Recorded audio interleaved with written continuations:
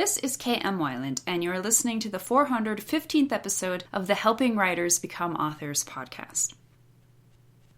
One of the many reasons I love outlining my stories is that it makes the first draft so comparatively easy. I do my best to answer any possible questions I may have about a story's logical progression before I ever start the first draft. And this means I can usually blow through scenes fairly quickly. I know where I'm going and what I'm trying to do, and rarely trip myself up. But it still happens. People often ask me, what do you do when your outline doesn't work? Optimally, of course, you spend enough time and thought on your outline up front to make it work. But nothing's perfect.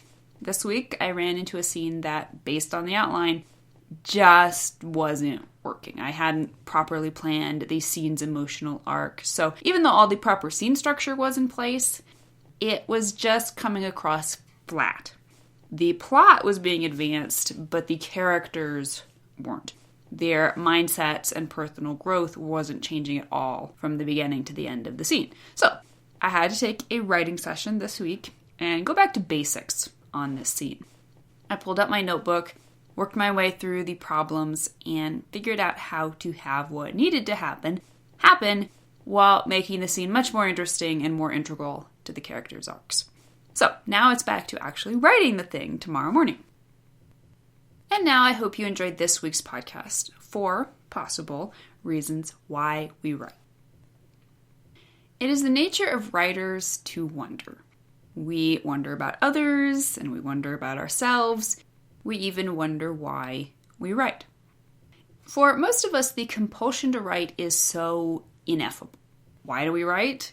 We just do. We desire the stories. We love the words. We are compelled to communicate our wonder with the world. We write because we must. But why must we? Money, fame, success? Maybe, in a way. But that's not really it, is it? The need to tell stories is universal, across time, across space. Indeed, we might even say the world itself is a story. The structured turning of the planets, the rise and fall of seasons, the beginning and ending of lives beyond number. Something in the soul of the human recognizes this, resonates with it like the plucked string of a violin, responds to it with passionate verve. But why? Why? Even the word itself is an undeniable call for a story. So today, let's tell ourselves the story of why we write. It will be just one story among many, one tiny part of an unanswerable answer. But it is a worthwhile narrative for any writer, indeed any creator, to pursue. Why we are driven to tell stories is at the heart of everything we write. And realizing this can help open up a new understanding of how to write bigger, better, clearer, and keener. I think one of the reasons we find this question fascinating is that it has no absolute answer. Indeed, the answer is a part of truth itself, infinite and ultimately ungraspable by our finite minds. As a result, our response to the question of why we write must inevitably be broken down into any number of smaller truths that, although incomplete and sometimes subjective, help us glimpse the larger truth. I started out the year by finishing the excellent essay anthology Light the Dark, Writers on Creativity, Inspiration, and the Artistic Process. In it, respected authors were invited to share passages from their own reading that they felt were formative to their journeys as writers. The insights are vast and as varied as the authors, but those I found most enlightening directly responded to why these people were inspired to become authors. It also made me ponder my own influences, which is something I hope to share in a future episode. But for today, I want to share 4 of the major reasons we write, all of which jumped out at me from the responses in Light the Dark.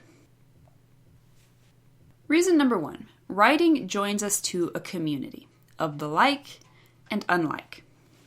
In Light the Dark, Junot Diaz wrote, "Toni Morrison was the first friend of my mind that I was sure of, and I've sought to reproduce as an artist the gift Beloved gave me. I've sought to create books that, hopefully for some people and for some communities, will be a friend of their mind. I write in the hope that someone will realize, yes, they are not alone. There is a community in literature the same way we have community in our lived experience. I used to loathe the idea that stories were escapism. This was for two reasons.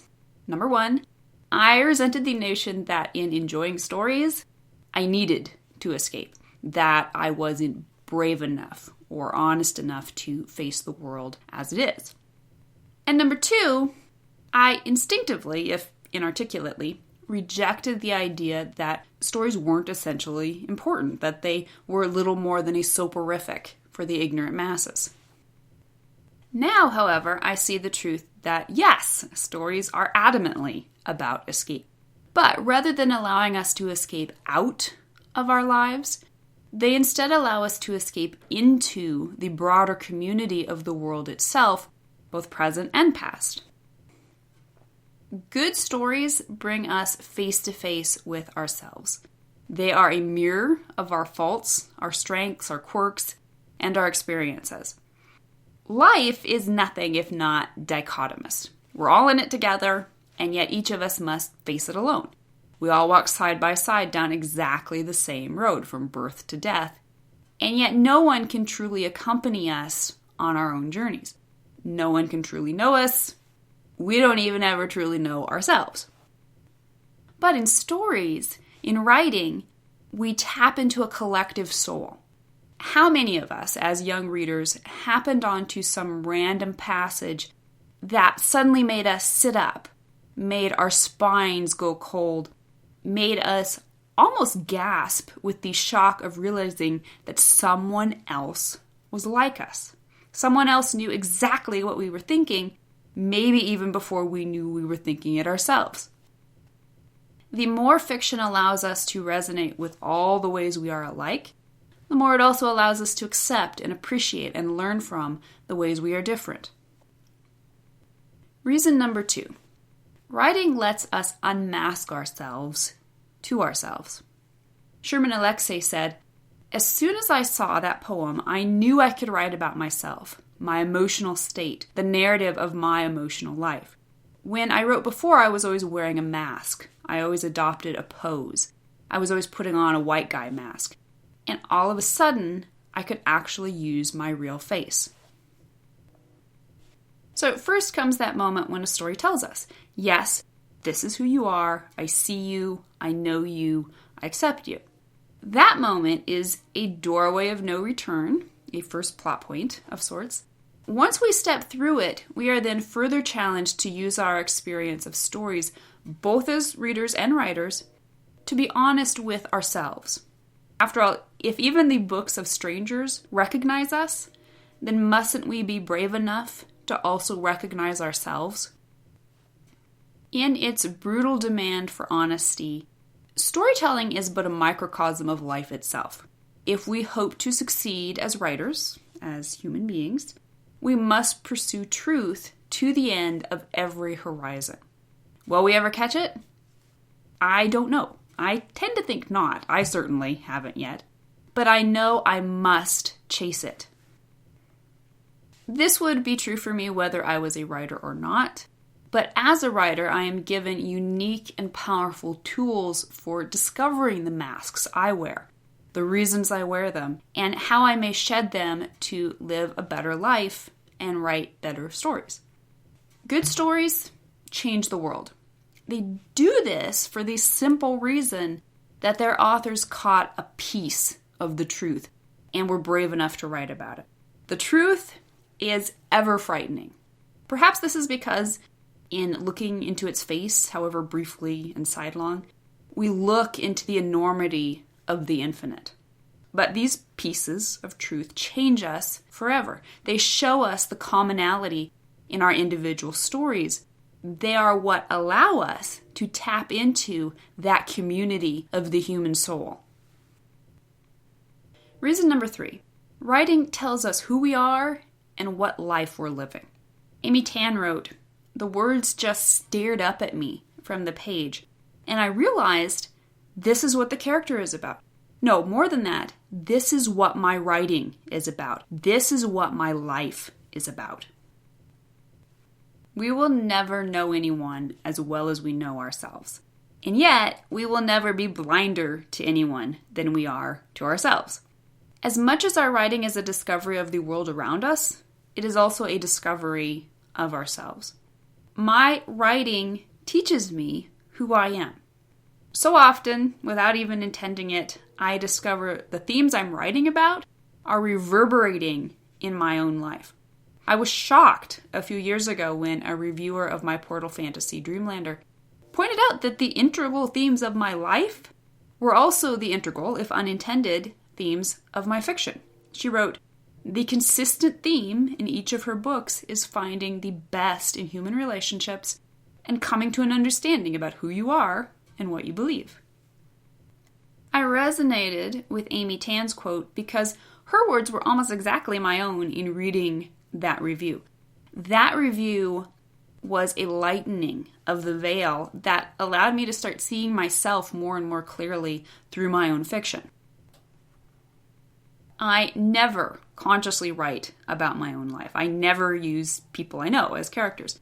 And yet, of course I do. Every character I write is me.